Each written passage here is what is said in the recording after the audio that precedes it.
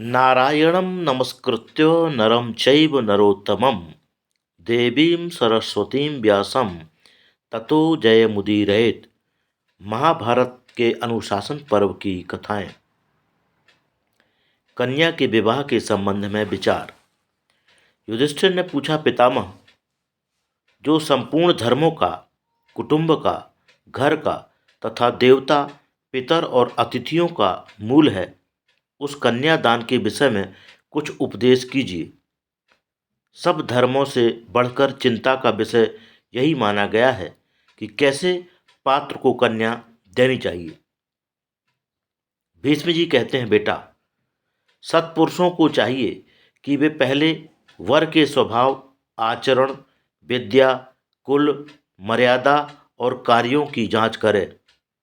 फिर यदि वह सभी दृष्टियों से सुयोग्य प्रतीत हो तो उसे कन्या प्रदान करें।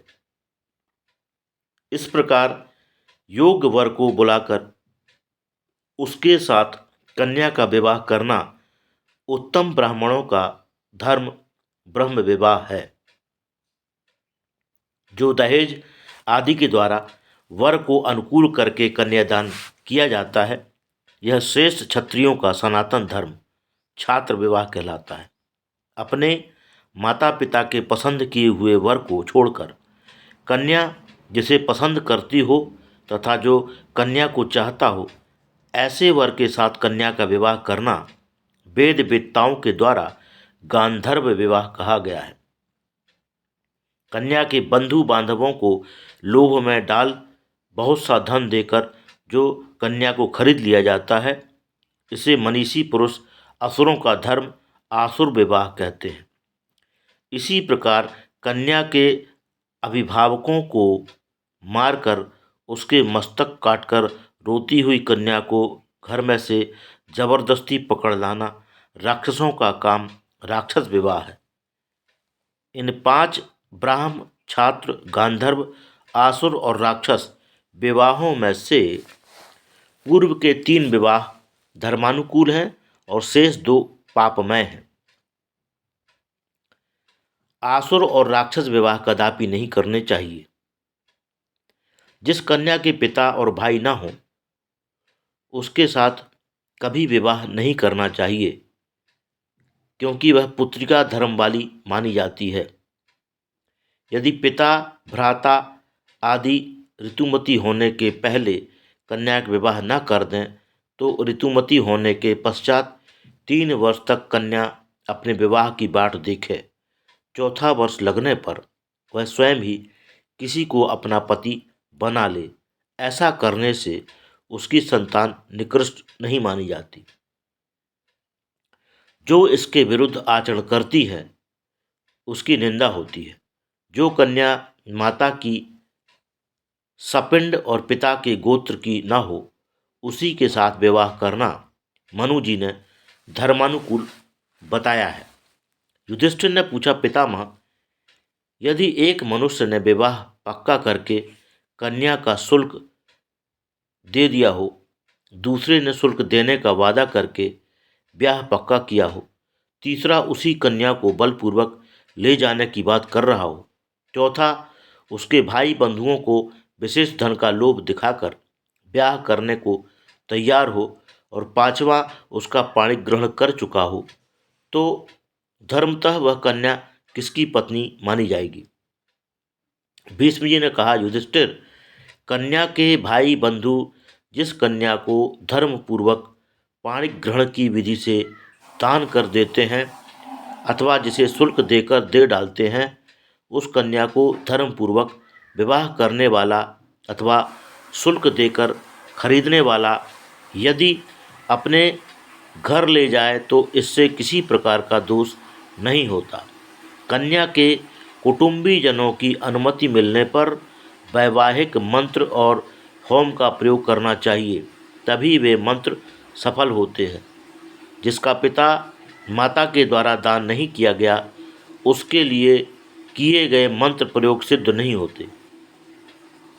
पति और पत्नी में जो परस्पर मंत्रोच्चार पूर्वक प्रतिज्ञा होती है वही श्रेष्ठ मानी जाती है, और यदि उसके लिए बंधु बांधवों का समर्थन प्राप्त हो तब तो और उत्तम है। युधिष्ठिर ने पूछा, पितामह, यदि एक वर से कन्यादान का वादा करके शुल्क ले लिया गया हो और पीछे उससे भी श्रेष्ठ धर्म, अर्थ और काम से संपन्न अत्यंत योग्य वर मिल जाए, तो पहले जिससे शुल्क लिया गया है उसको कन्या देने से इनकार कर देना चाहिए या नहीं? भीष्म ने कहा, युधिष्ठिर, शुल्क देने मात्र से ही कोई कन्या किसी की पत्नी नहीं हो जाती। शुल्क देने वाला भी इस बात को समझकर ही शुल्क देता है।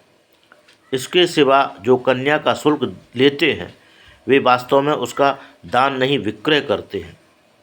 कन्या के भाई बंधु जब वर को किसी विपरीत गुण, वृद्धत्व आदि से युक्त देखते हैं तभी शुल्क मांगते हैं। यदि वर को बुलाकर कहा जाए कि तुम मेरी कन्या को गहने पहनाकर विवाह कर लो और ऐसा कहने पर वह कन्या को आभूषण देकर विवाह करे तो यह भी धर्मानुकूल ही है।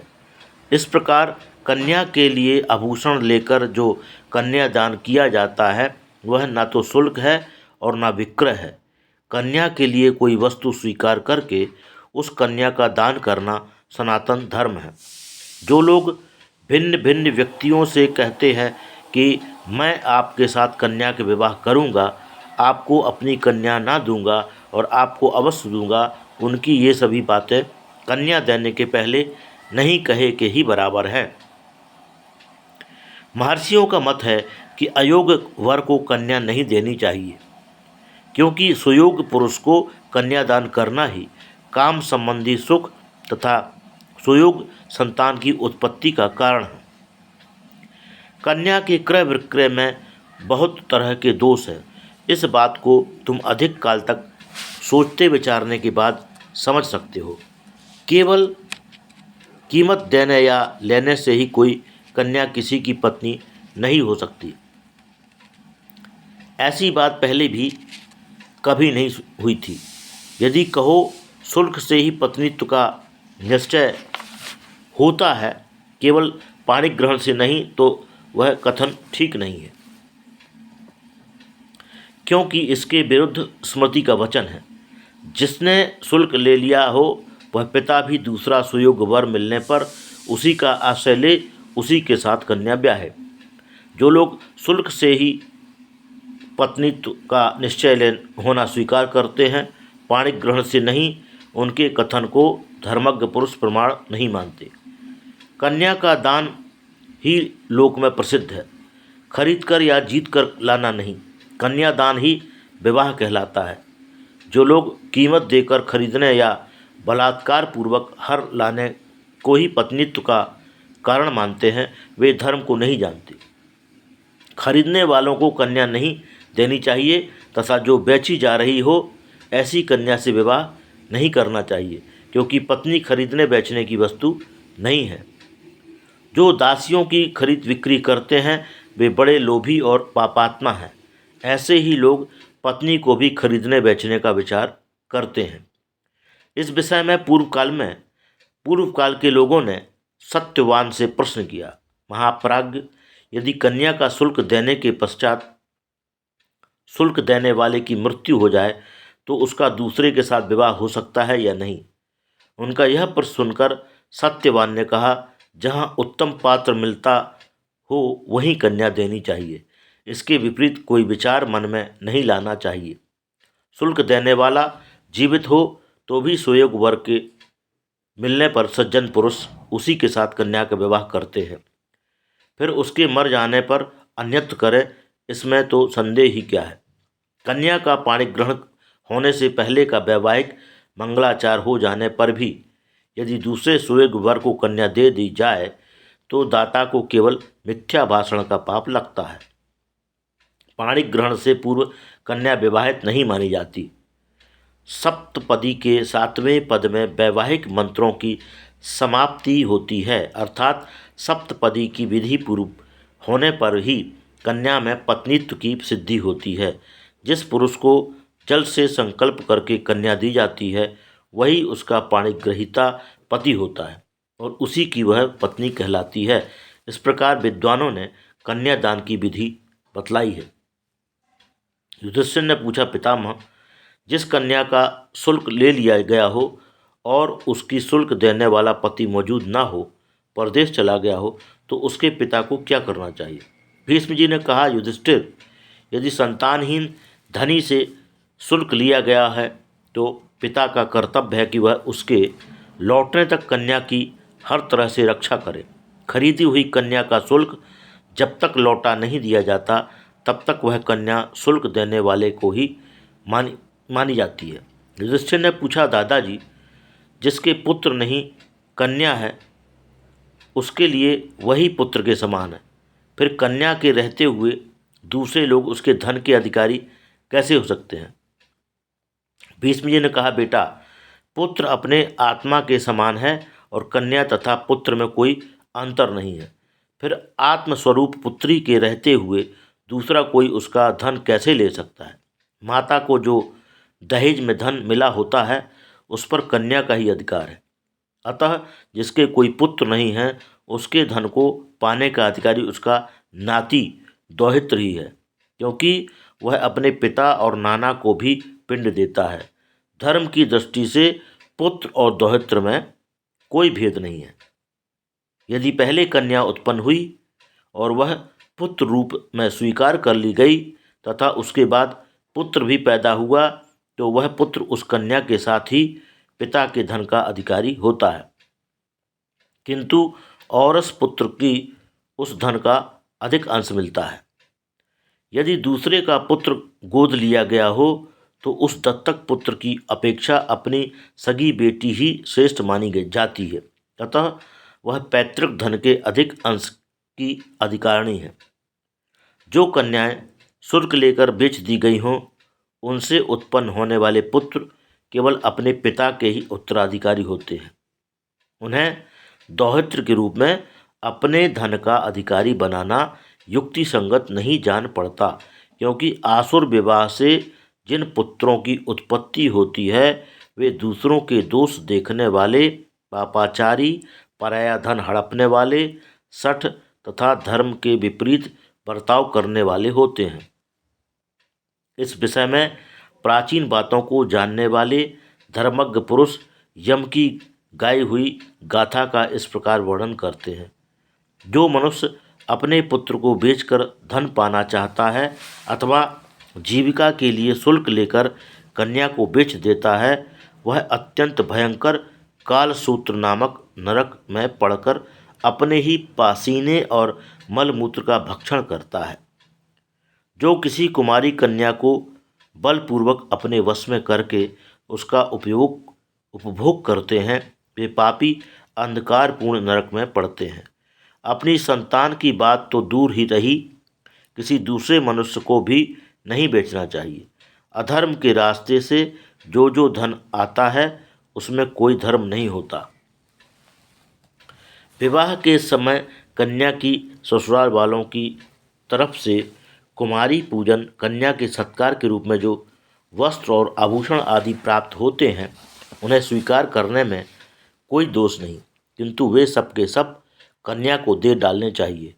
अपना विशेष कल्याण चाहने वाले पिता, भाई, ससुर और देवरों को चाहिए कि वे कन्या को वस्त्र आभूषण आदि देकर उसका सम्मान करें।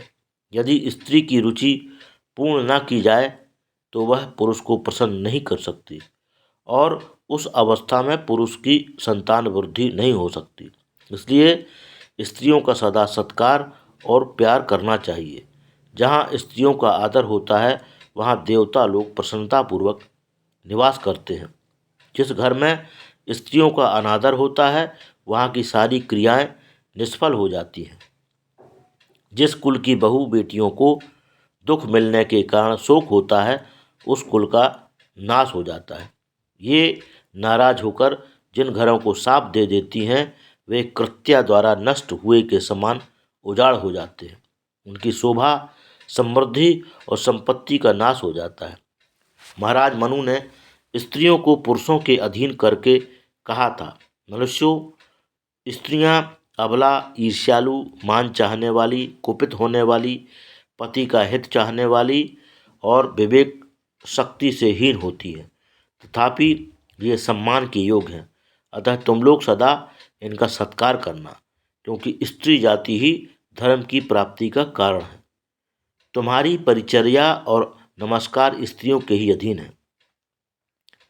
संतान की उत्पत्ति, उसका लालन पालन और लोक यात्रा का प्रसन्नतापूर्वक निर्वाह भी उन्हीं पर निर्भर है। यदि तुम लोग स्त्रियों का सम्मान करोगे तो तुम्हारे संपूर्ण कार्य सिद्ध हो जाएंगे। स्त्रियों के कर्तव्य के संबंध में राजा जनक की पुत्री ने एक श्लोक का गान किया है, जिसका सारांश इस प्रकार है। स्त्री के लिए यज्ञ आदि कर्म, श्राद्ध और उपवास करना आवश्यक नहीं है। उसका धर्म है केवल अपने पति की सेवा करना। नारी पति सेवा से ही स्वर्ग पर विजय प्राप्त करती है। कुमारावस्था में स्त्री की रक्षा उसका पिता करता है, जवानी में पति उसका रक्षक है और वृद्ध होने पर पुत्र पर उसकी रक्षा का भार रहता है। अतः स्त्री को कभी स्वतंत्र नहीं रहना चाहिए। युधिष्ठिर, स्त्रियां ही घर की लक्ष्मी हैं। पुरुष को उनका भली भांति सत्कार करना चाहिए। अपने वश में रखकर पालन करने से स्त्री लक्ष्मी का स्वरूप बन जाती है।